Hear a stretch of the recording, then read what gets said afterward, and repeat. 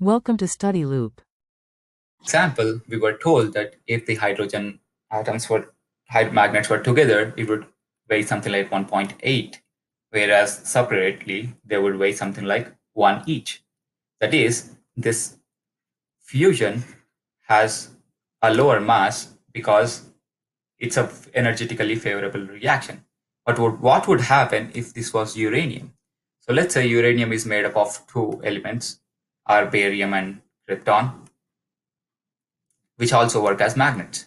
Now, what if you break them? Let's say, as usual, uranium has weight of 235, so let's say 200 instead. Now, what happens if you split them? If you split them into barium and krypton. Now, for the sake of this fictitious example, let's say uranium also splits into equal masses. So 200, you would expect, ideally, would split into 100 and 100. But in this case, like hydrogen, the 100 would become larger than 100. It would become something like 110.